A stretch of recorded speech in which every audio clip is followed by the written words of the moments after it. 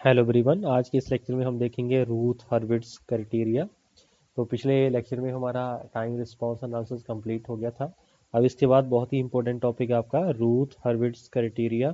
आपके control system का सबसे इंपॉर्टेंट और सबसे इजीएस्ट टॉपिक है भाई। तो रूथ हर्विट्ज क्राइटेरिया के साथ हम किसी भी सिस्टम की स्टेबिलिटी के बारे में बता सकते हैं कि आपका सिस्टम स्टेबल है या नहीं है। ठीक है, उससे पहले हम स्टेबिलिटी का मीनिंग समझ लेते हैं ना जी। वैसे तो हमने सिग्नल एंड सिस्टम में भी बात की है स्टेबिलिटी की। ठीक है, तो स्टेबिलिटी कैसे पता चल सकता है कि हमारा सिस्टम स्टेबल है या नहीं है। ठीक है, हमने कंट्रोल सिस्टम में भी बताया था। ठीक है, सॉरी, आपके सिग्नल एंड सिस्टम में भी बताया था। जो आपका कंट्रोल सिस्टम होता है, इसके अंदर जितने भी सिस्टम होंगे वो एलटीआई सिस्टम होंगे। ठीक है, तो एलटीआई सिस्टम के लिए आपका ट्रांसफर फंक्शन वैलिड होता है भाई, ये हम ऑलरेडी बता चुके हैं।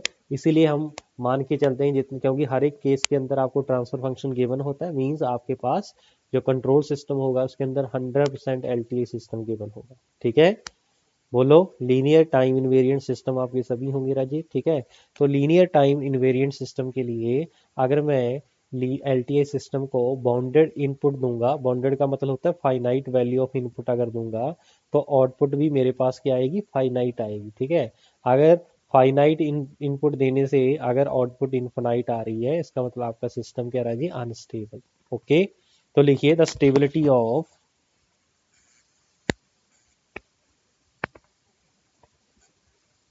Of LTI system,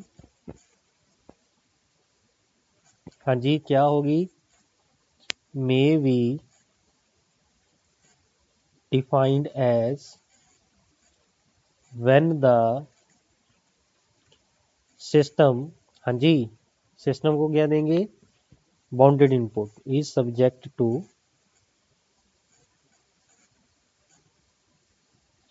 bounded input and the output should be bounded. ठीक है, तो हम बोलेंगे भाई आपका सिस्टम क्या है, स्टेबल। अदरवाइज क्या होगा मेरा सिस्टम, बोलो जी, हाँ जी, तो क्या होगा सिस्टम, अनस्टेबल हो जाएगा। ठीक है, बोलो जी, ओके हुआ, हाँ जी, क्लियर है भाई पॉइंट। ओके, तो नेक्स्ट पॉइंट हम लिखेंगे, the stability of the system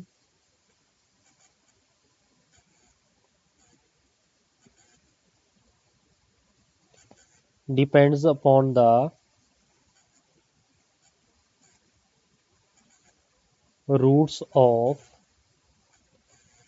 characteristics equation.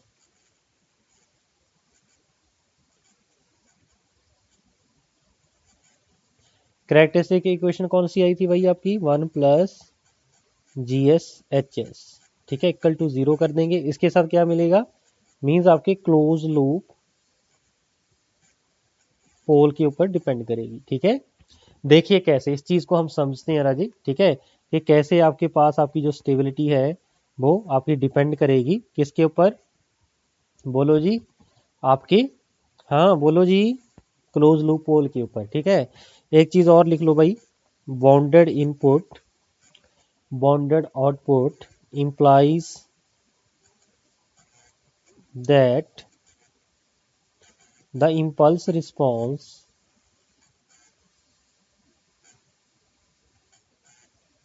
of the system, हाँ जी, should tend to be 0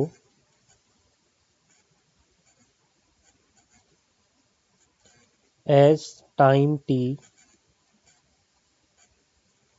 approaches infinite।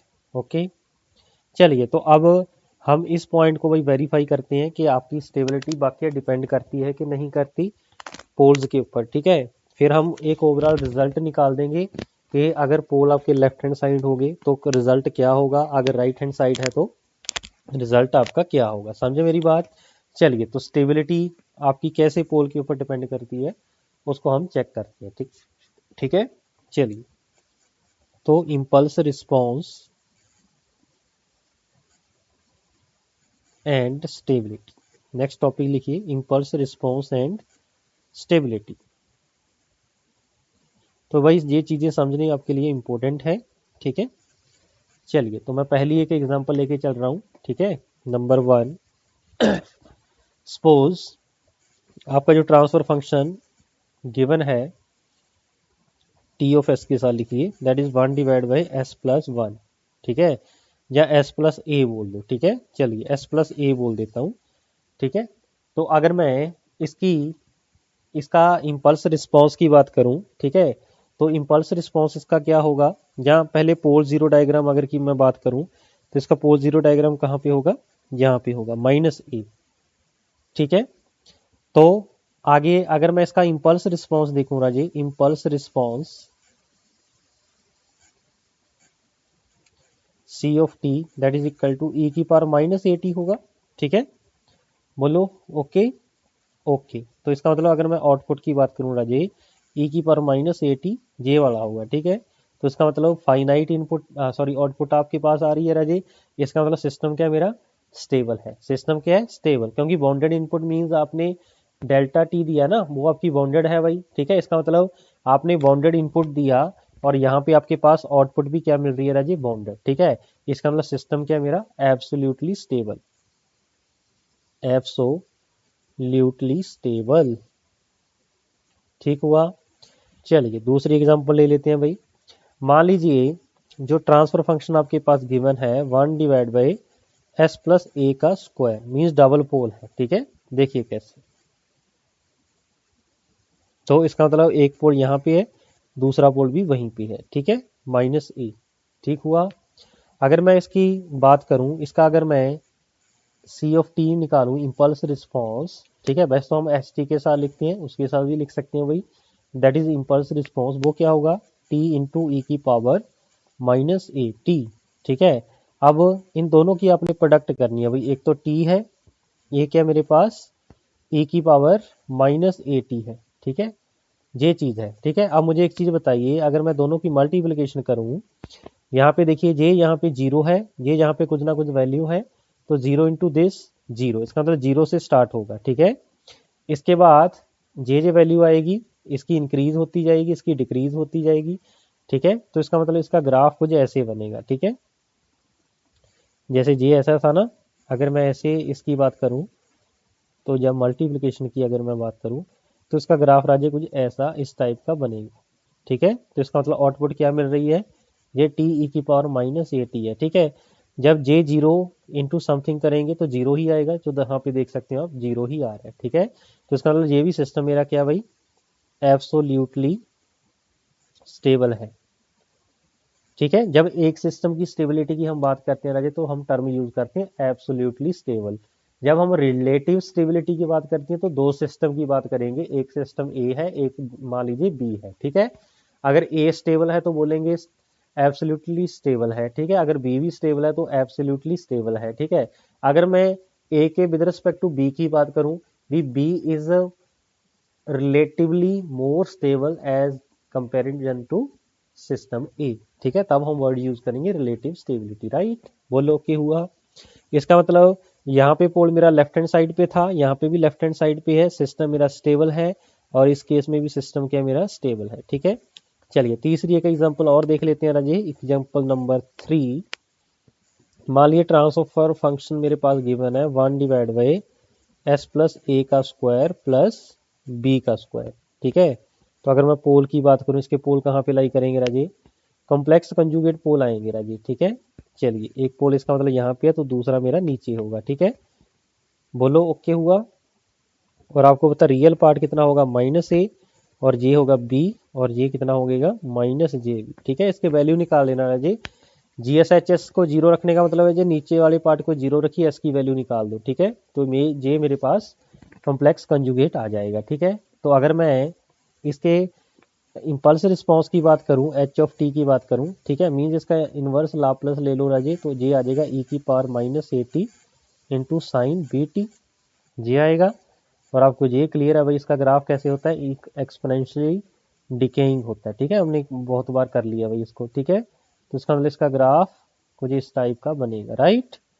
चलिए तो ये मेरे पास क्या रहा जी, इसकी वैल्यू टाइम के साथ डिक्रीज हो रही है, राइट। इसका मतलब फाइनाइट आउटपुट मिल रही है। अगर फाइनाइट आउटपुट मिल रही है तो फंक्शन क्या है, एब्सोल्युटली स्टेबल। तो फंक्शन मेरा होगा एब्सोल्युटली स्टेबल। ओके हुआ, बोलो कोई दिक्कत कोई कंफ्यूजन है तो भाई बताइए। ठीक है, तो आप देख सकते हो भाई अभी तीनों केस मैंने किए हैं, तीनों केस के अंदर आपका जो सिस्टम है वो क्या है, उसके जो पोल्स हैं वो लेफ्ट हैंड साइड लाई कर रहे हैं। ठीक है, एग्जाम्पल नंबर 4 देख लेते हैं राजे।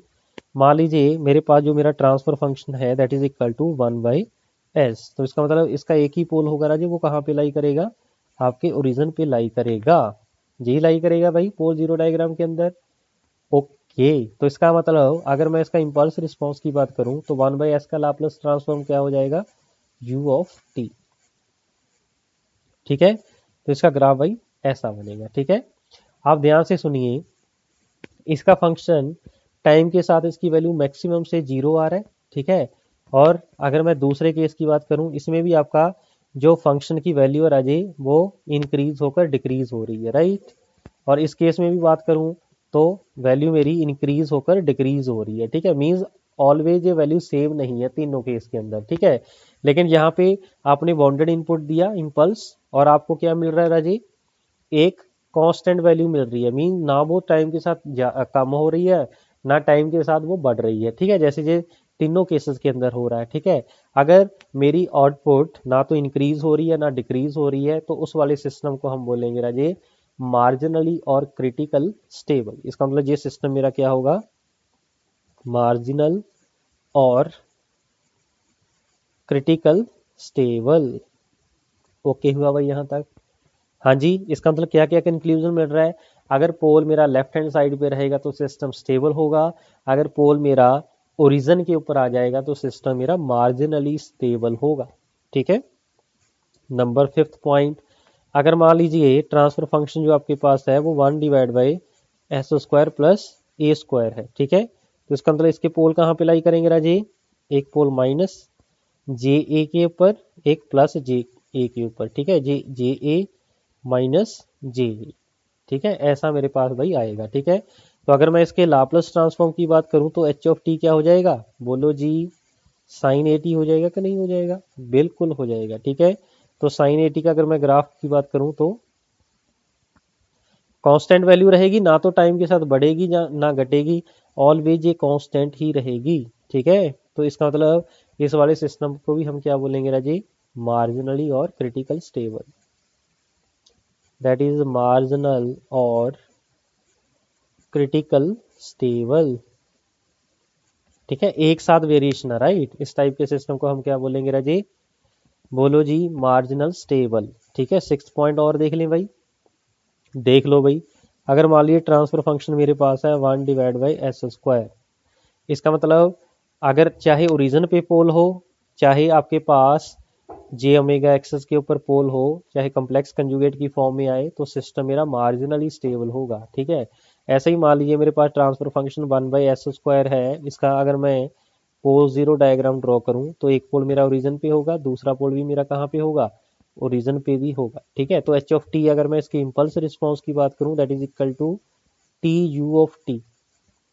तो इसका मीनिंग देखिए क्या होगा, टी यू ऑफ टी का ग्राफ क्या होगा, टाइम के साथ वो बढ़ता ही जाएगा बढ़ता ही जाएगा। इसका मतलब सिस्टम मेरा क्या होगा राजी, अनस्टेबल। तो कंक्लूजन क्या निकला, अगर ओरिजिन के ऊपर सिंगल पोल है तो सिस्टम मार्जिनली स्टेबल, अगर मेरे ओरिजिन के ऊपर डबल पोल आ रहा है, रिपीटिव पोल आ रही है तो सिस्टम मेरा क्या हो जाएगा राजी, अनस्टेबल हो जाएगा। ठीक है, ऐसे ही नेक्स्ट क्वेश्चन और देखते हैं भाई, 7th क्वेश्चन। मान लीजिए मेरे पास जो ट्रांसफर फंक्शन गिवन है राजी वो 1/s² प्लस a² का स्क्वायर है। ठीक है, इसका मीनिंग क्या हुआ, अगर मैं इसके पोल जीरो की बात करूं तो पोल जीरो मेरा कहाँ पे लाई करेगा राजी, मेरे पास एक पोल यहाँ पे लाई करेगा, एक यहाँ पे लाई करेगा, लेकिन स्क्वायर है 4 पोल आएंगे तो डबल पोल आपके यहाँ पे आ जाएंगे राजी। एक तो हो जाएगा जे ए के ऊपर, एक दो पोल हो जाएंगे मेरे माइनस जे ए के ऊपर। ठीक है, तो अगर मैं इसके इम्पल्स रिस्पॉन्स की बात करूं H of T that is equal to T sine A T. ठीक है, तो अगर मैं इसके ग्राफ की बात करूं तो टी का ग्राफ ऐसे होता है राजी, ऐसे ही दूसरी तरफ दिखा दूं। ठीक है, इसका मतलब जो आपका साइन की वेव होगी राजी वो क्या होगी, टाइम के साथ इंक्रीज ही करती जाएगी। ठीक है, तो इसका मतलब ये भी सिस्टम मेरा क्या हो जाएगा, अनस्टेबल। तो कंक्लूजन क्या निकला, अगर आपके ओरिजिन के ऊपर अगर रिपीटेड पोल आ रहे हैं और आपकी जो जे ओमेगा एक्सिस है उसके ऊपर भी अगर रिपीटेड पोल आएंगे तो सिस्टम मेरा अनस्टेबल होगा। बोलो, समझे मेरी बात भाई? ठीक है, चलिए तो ऐसे ही एक एग्जांपल और देख लेते हैं भाई। ठीक है, मान लीजिए मेरा जो ट्रांसफर फंक्शन है that is equal to 1 divide by S minus A.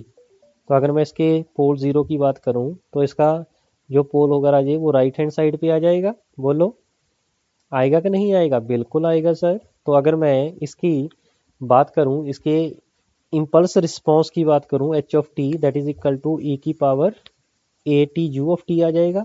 तो इसका मतलब अगर मैं इसके ग्राफ की बात करूं T is equal to zero पे इसकी वैल्यू 1 होगी, तो मीन्स यहाँ से स्टार्ट होकर इसकी वैल्यू बढ़ती ही जाएगी। ठीक है, इसका मतलब जे भी अनबाउंडेड आउटपुट आपको मिल रही है, इसका मतलब सिस्टम क्या होगा राजे?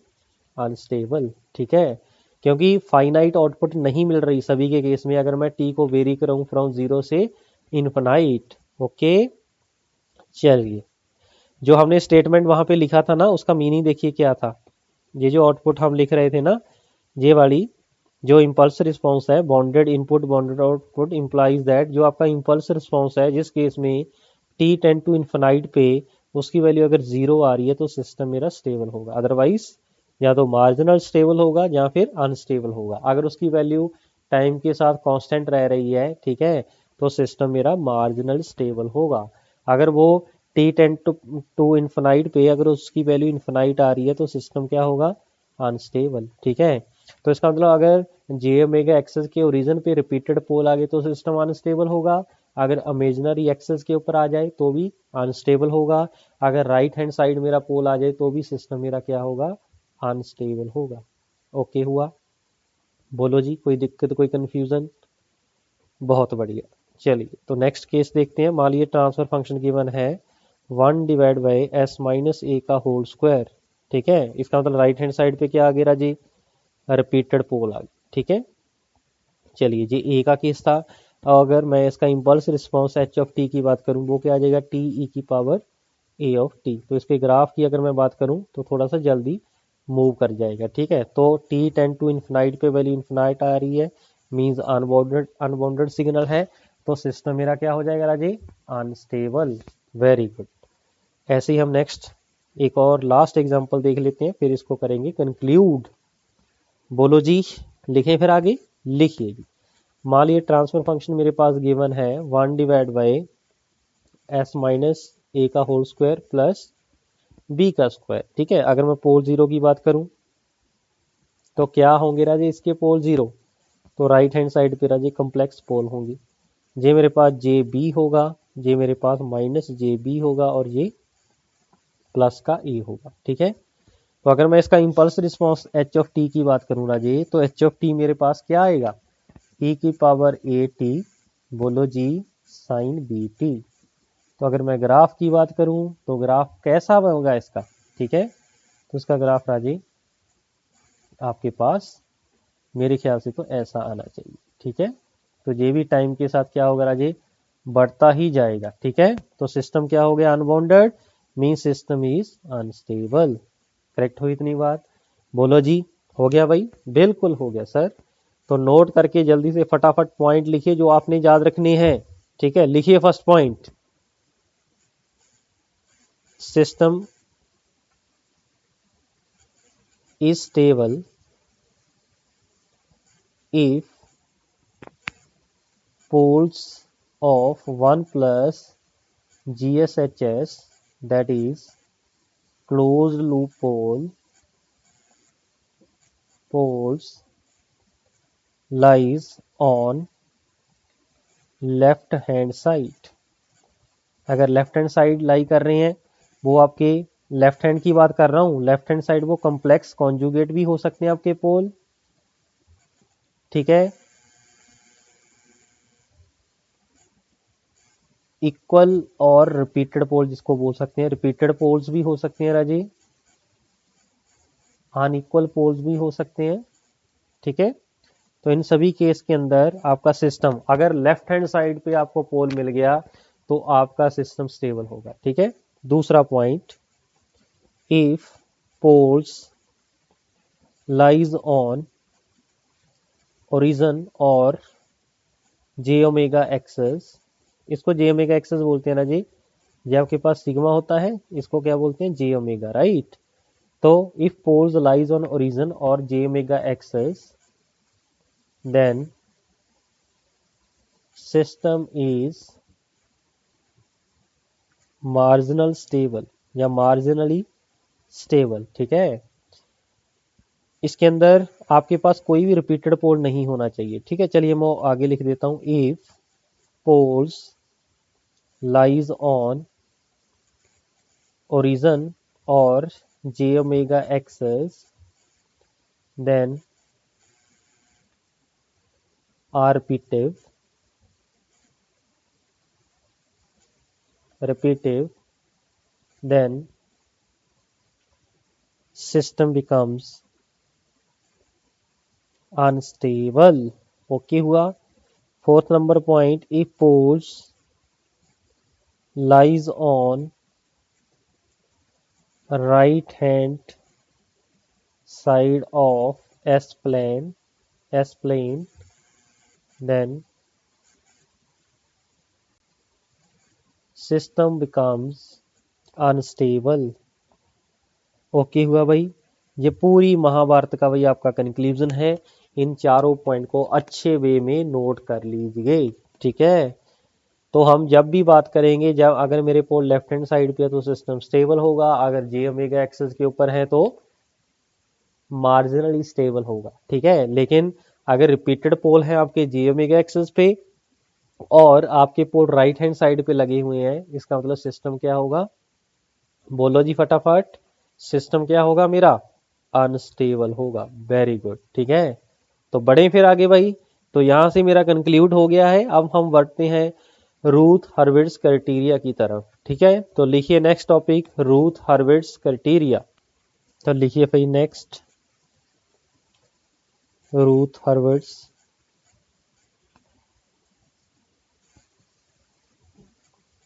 Criteria.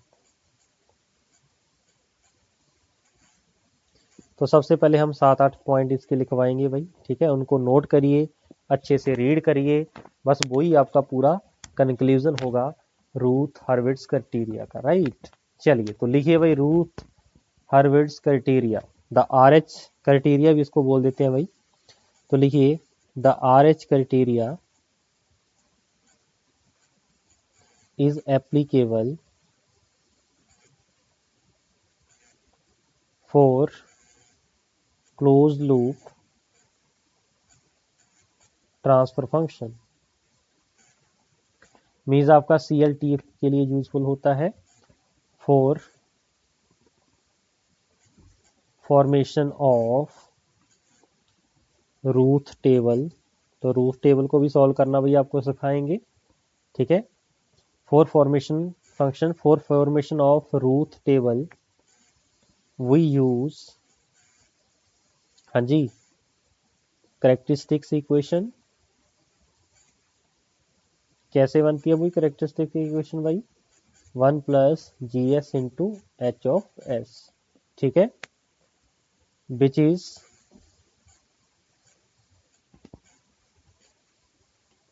Defined for close loop system.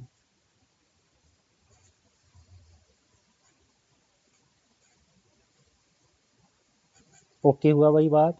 तो सबसे पहले तो ये सबसे इम्पोर्टेंट बात है भाई, जो आरएच क्राइटेरिया है हम क्लोज लूप ट्रांसफर फंक्शन के लिए बताते हैं। क्यों?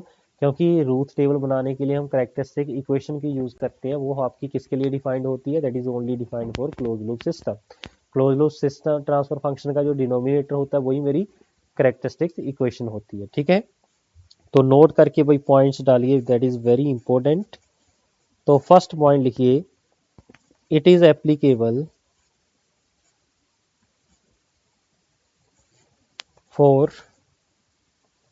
any polynomial और ओपन लूप ट्रांसफर फंक्शन और क्लोज लूप ट्रांसफर फंक्शन, ठीक है। किसी के लिए भी ये एप्लीकेबल होगा भाई, ठीक है। इसका टेबल कैसे बनाते हैं वो आगे हम फर्दर बताएंगे आपको, ठीक है। For stability of system all element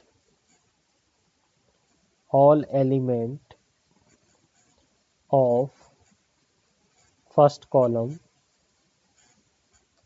of root table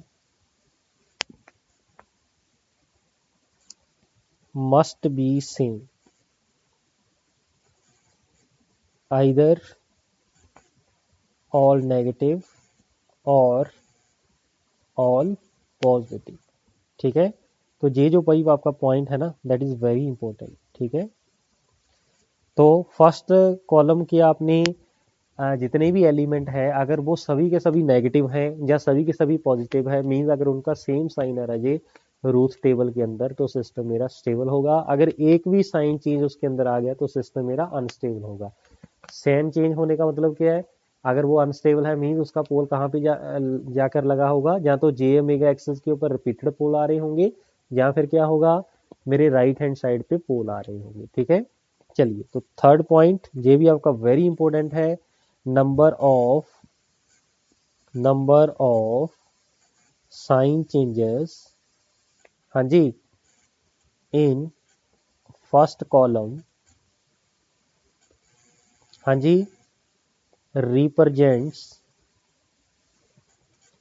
the number of poles lies on, हाँ जी, कहाँ पे लाई करेंगे, right hand side, lies on right hand side. ठीक है, right hand side of S plane, और सिस्टम आपका क्या होगा, सिस्टम बिकम्स अनस्टेबल। ओके हुआ, तो इसका मतलब ये हुआ कि जितने भी आपके साइन चेंज इसके अंदर आएंगे राजे, साइन चेंज होने का मतलब क्या है, पॉजिटिव आ गया, फिर नेगेटिव नेगेटिव पॉजिटिव। ठीक है, पॉजिटिव टू पॉजिटिव अगर मैं यहाँ पे बात करूँ, पॉजिटिव टू पॉजिटिव कोई भी साइन चेंज नहीं है, पॉजिटिव टू नेगेटिव एक हो गया, नेगेटिव टू नेगेटिव कोई साइन चेंज नहीं हुआ, नेगेटिव पॉजिटिव टू हो गया। इसका मतलब दो पोल इसके कहाँ पे लाई करेंगे राजी, राइट हैंड साइड। ठीक है, राइट हैंड साइड लाई करेंगे। ठीक है, ये भी आपका पॉइंट वेरी इंपॉर्टेंट है। ठीक है, बताएंगे कैसे चेंज करेंगे आपके साइन, रूथ टेबल के अंदर हम आपको बताएंगे। ठीक है, बोलो ओके हो गया, वेरी गुड। ठीक है, इफ अगला लिखिए, if any power of S, if any power of S, लिख दूं भाई, चलिए मैं लिख देता हूं, if any power of S is missing in characteristics equation, उसका मीनिंग क्या है, दैट रिप्रेजेंट्स, लिखते चलिए भाई फटाफट, द प्रेजेंस ऑफ, हाँ जी, at least one pole in right hand side of S plane. ठीक है, इसका मतलब अगर कोई भी एक पावर मिसिंग आ जाए आपके करेक्टरिस्टिक इक्वेशन की, ठीक है, इसका मतलब मेरा सिस्टम अनस्टेबल होगा। ठीक है, ये तो कन्फर्म है, और कम से कम एक पोल तो उसका राइट हैंड साइड जाएगा ही जाएगा। ठीक है, तो सिस्टम बिकम्स अनस्टेबल। इसका मीनिंग पता क्या है, मान ली एस की पावर 3 2s प्लस 5, तो इसके अंदर जो s की पावर स्क्वायर का कोफिशिएंट आ रहा है वो इसके अंदर मिसिंग है। ठीक है, इसका मतलब ऐसा क्वेश्चन देखते ही हम बोल देंगे सिस्टम इज अनस्टेबल। हाँ जी, क्लियर हो रहे हैं भाई सभी पॉइंट, वेरी। ठीक है, तो एक पॉइंट और लिखिए भाई, fifth point, for R S stability, R S stability के केस में भाई कोफिशिएंट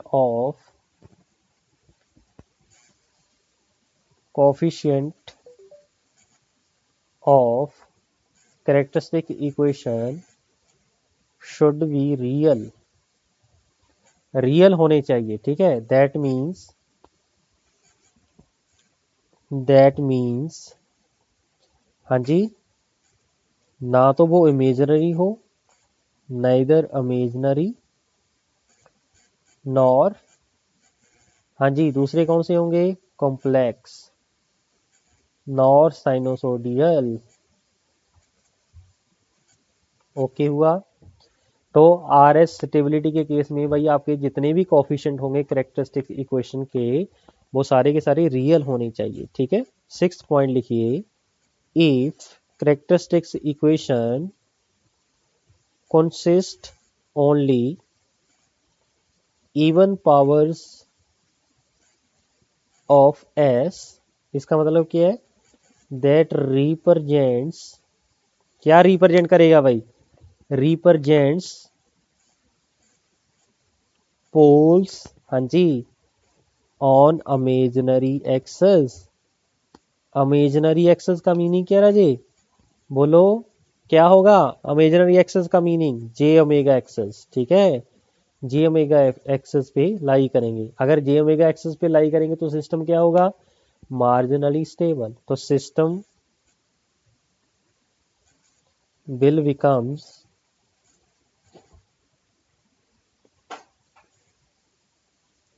हाँ जी, सिस्टम विल बिकम्स क्या होगा, जल्दी से बताओ, मार्जिनल स्टेबल, मार्जिनली स्टेबल। बोलो जी, कोई दिक्कत, कोई कंफ्यूजन? ठीक है, तो मार्जिनली स्टेबल होगा। ठीक है, लेकिन ये ऑलवेज नहीं होगा, इसके अंदर कुछ कंडीशंस होंगी, वो आगे हम फर्दर डिस्कस करेंगे। एक आपकी रो ऑफ जीरो आएगी, आर ओ जेड, उसके साथ आपका क्लियर होगा। ठीक है, तो इसको ब्रैकेट में कंडीशनल लिख लो भाई, कंडीशनल। ठीक है, चलिए, ऑलवेज ये स्टेटमेंट ट्रू नहीं है। ठीक है, बोलो जी, ओके हो गया। चलिए, इफ, ये हम ऑलरेडी लिख चुके हैं, इमेजिनरी एक्सेस कंटेन्स, हाँ जी, repeated poles, then system becomes unstable. Okay हुआ। 8th पॉइंट और ऐड कर लीजिए भाई, Routh table gives information of number of RH poles in S plane। ठीक हुआ। तो जी भाई 8 के 8 पॉइंट आपके लिए वेरी इंपॉर्टेंट है। ठीक है, तो इनका हम यूज़ करेंगे फर्दर क्वेश्चन के अंदर। ठीक है, तो रूथ हर्विट क्राइटेरिया के भाई कुछ क्वेश्चन देख लेते हैं। ठीक है, इसके क्वेश्चन के अंदर 3-4 टाइप बनेंगी भाई, तो मैं सभी टाइप के क्वेश्चन आपको कवर करूंगा। ठीक है, तो सबसे पहले आपने स्टेबिलिटी के बारे में बताना है भाई।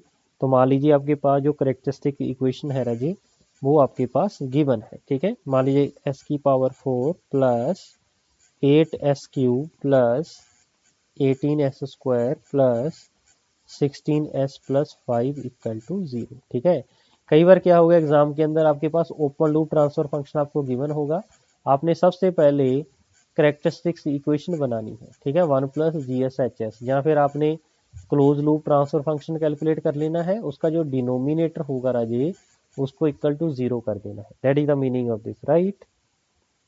चलिए, अब मैं इसका रूथ टेबल कैसे बनाते हैं भाई, वो सबसे पहले यहाँ पे याद रख लो, रूथ टेबल। ठीक है, इसी का गेम है भाई सारा। ठीक है, तो सबसे पहले हम ऐसे एक लाइन लगा देंगे। ठीक है, तो सबसे पहले हाईएस्ट पावर कौन सी है राजे, एस की पावर 4 है। ठीक है, आप यहाँ पे देख सकते हैं भाई, तो हाईएस्ट पावर मेरी क्या है, एस की पावर 4 है। ठीक है, एस की पावर 4 जो यहाँ पे ब्लिंक कर रहा है भाई आपका कर्सर, तो एस की पावर 4 है।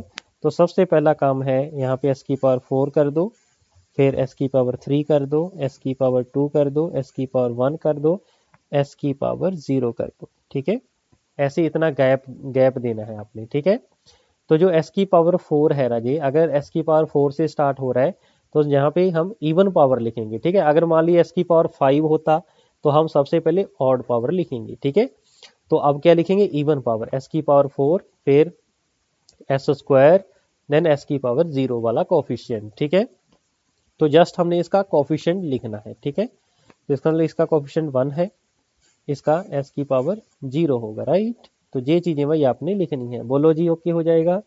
तो सबसे पहले एस की पावर 4 का कोफिशिएंट 1, s² का 18, एस की पावर 0 का 5। ठीक है, सारे इवन पावर वाले आपने यहाँ पे लिख देने हैं जितने भी होंगे। फिर हमने लिखने ऑड पावर वाले, ऑड पावर वाले कितने हैं, 8, नेक्स्ट 16, ठीक है। अगर नहीं है तो 0 लगा दो, ठीक है जी। ओके हुआ। अब मान लीजिए ये पॉइंट B1 है, ये पॉइंट B2 है, ठीक है। तो इसको हमने कैसे कैलकुलेट करना है? ये जो B1 है राजे, B1 किसके इक्वल होगा, ठीक है। तो बड़े ही ध्यान से समझेंगे। B1 की जो मेरे पास वैल्यू आएगी राजे, वो आपने ये वाला फैक्टर उठाना है। जैसे आपने डिनोमिनेटर सॉरी आप डिटर्मिनेंट कैलकुलेट करते हो ना, डिटर्मिनेंट में आप करते हो 1 इंटू 16 माइनस 8 इंटू 18, लेकिन इसमें उल्टा करना है, ठीक है। उल्टा इन द सेंस, सबसे पहले हम इस 8 को 18 के साथ मल्टीप्लाई करेंगे। तो लिखिए यहाँ पे 8 इंटू 18 माइनस 1 इंटू 16, ठीक है। माइनस करेंगे 1 इंटू 16 और डिवाइड बाई आपके पास दिस वन, यहाँ से आपने स्टार्ट किया है, ठीक है। तो डिवाइड बाई हम क्या कर देंगे 8, ठीक है। तो आप भाई कलर के साथ देख सकते हो भाई, आपके पास रेड कलर वाला सबसे पहले मींस इस 8 को 18 के साथ, ठीक है, देन 1 को 16 के साथ, ठीक है, डिवाइड बाई आपके पास फर्स्ट कॉलम, ठीक है। तो V1 की वैल्यू मेरे पास भाई यहाँ से हम कैलकुलेट कर लेंगे, ठीक है। हाँ जी, हो जाएगा कि नहीं हो जाएगा? बिल्कुल हो जाएगा, ठीक है। 8 कॉमन निकाल दो और कैंसिल कर दो भाई, तो बचेगा 18 माइनस 2, तो आंसर कितना आ गया भाई 16, ठीक है। तो इसका मतलब B1 की वैल्यू कितनी आ जाएगी राजे 16। B2 निकालो। अब B2 देखिए भाई ध्यान से, जो B ऑफ 2 है दैट इज इक्वल टू, हाँ जी क्या होगा, सेम इस 8 को हम मल्टीप्लाई करेंगे सबसे पहले 5 के साथ। तो करो 8 इंटू 5 माइनस, हाँ जी दूसरा क्या होगा, इस 1 को इसके साथ minus 1 into 0, then divide by वही सेम चीज 8, ठीक है, डिवाइड बाई हम कर देंगे 8। तो B2 की वैल्यू कितनी आ जाएगी राजीव 5, ठीक है। जब आपकी प्रैक्टिस होगी तो आप फटाफट लिख दिया करोगे, ठीक है। एक चीज और ध्यान रखिए भाई, जब जीरो आ जाएगी ना, एक जीरो आ जाएगी, तो डायरेक्टली आपका जो रिजल्ट होगा वो J5 ही होगा, ठीक है। डायरेक्टली आपका जो रिजल्ट 5 आपका यहाँ पे आ जाएगा, ठीक है। जब भी जीरो मिलेगी मल्टीप्लिकेशन करने की जरूरत नहीं है, तो ये जो 5 है आपका डायरेक्टली यहाँ पे आ जाएगा। ठीक हुआ यहाँ तक भाई, बोलो वेरी गुड, ठीक है। अब हम क्या करेंगे यहाँ पे, नेक्स्ट अगली रो को सॉल्व करेंगे। जहां तक तो मेरा सॉल्व हो गया है भाई, ठीक है। अब फर्दर हम आपके पास जे वाला फैक्टर यहाँ पे निकालेंगे। जे वाले फैक्टर की अब वारी है, ठीक है। जे वाला फैक्टर मान लीजिए C1 है, जे क्या है C2 है, ओके हुआ। चलिए अब C1 की बारी है भाई। C1 देखिए कैसे आएगा, C1 that is equal to, C1 के लिए आपने इस 16 को इसके साथ मल्टीप्लाई कर देना है, ठीक है। सेम 16 इंटू 16 माइनस, अब फर्दर क्या करेंगे, इस 8 को 5 के साथ कर देंगे, ठीक है। तो 8 इंटू 5 डिवाइड बाई, यहाँ से आपने स्टार्ट किया है, ठीक है 16। ओके हुआ भाई वहां तक? बिल्कुल ओके हो गया है सर। चलिए अब हम क्या करेंगे, इसको जस्ट कैलकुलेट कर लेंगे। तो कैलकुलेट करिए, इसका आंसर कितना आ जाएगा 13.5। तो यहाँ पे आंसर कितना आ गया 13.5। बोलो जी ओके हो गया? अगर कुछ नहीं है तो जीरो लगा दो। तो नेक्स्ट तो फिर आपके पास क्या आ जाएगा, C(2) की वैल्यू 0 आ जाएगी। कैसे, देखिए ध्यान से, बड़े प्यार से देखिए भाई। तो ये मेरे पास 16 था, 16 into 0 minus 8 into 0 divide by 16। तो 0 minus 0 by 16 that is 0, okay. अब मुझे जे वाला निकालना है। जे कैसे निकलेगा, जी 13.5 को 5 से मल्टीप्लाई करेंगे minus 16 into 0 divide by this. मैंने क्या बोला था, जब 0 मिल जाए तो डायरेक्टली आपका जे जो है वो यहाँ पे आ जाएगा, ठीक है। तो डायरेक्टली हम यहाँ पे क्या लिख देंगे 5। बोलो क्या कोई चीज डिफिकल्ट थी? नहीं डिफिकल्ट थी, ठीक है। अब आप फर्स्ट कॉलम इसका देखिए राजी जी, जो फर्स्ट कॉलम है इसी को आपने देखना है। इसी को हमने क्यों देखना है, क्योंकि सभी जो एलिमेंट आपने कैलकुलेट किए हैं with the help of first column ही किए हैं। फर्स्ट कॉलम के जितने एलिमेंट है इसी के साथ ही आपने सभी एलिमेंट निकाले हैं, इसलिए हम इसका आपके पास क्या देखेंगे, इसके साइन देखेंगे, ठीक है। तो सभी all element of first column of Routh table क्या राजी, पॉजिटिव है। अगर सभी पॉजिटिव है इसका मतलब सिस्टम बिकम्स क्या होगा राजी, सिस्टम बिकम्स स्टेबल। तो सिस्टम इस केस में क्या होगा राजी आपका, स्टेबल होगा। ओके हुई भाई इतनी बात। तो भाई ऐसे आपके पास क्या हो सकता है, ऐसे आपको रूथ टेबल आपने बनाना है और उसके साथ आपने जो क्वेश्चन पूछा गया उसका आप जवाब दे सकते हैं। ठीक है जी। चलिए तो नेक्स्ट लेक्चर में हम इसके फर्दर और केसेस स्टडी करेंगे। ठीक है, तो इस लेक्चर में बस इतना ही है, मिलते हैं नेक्स्ट लेक्चर में। Thank you.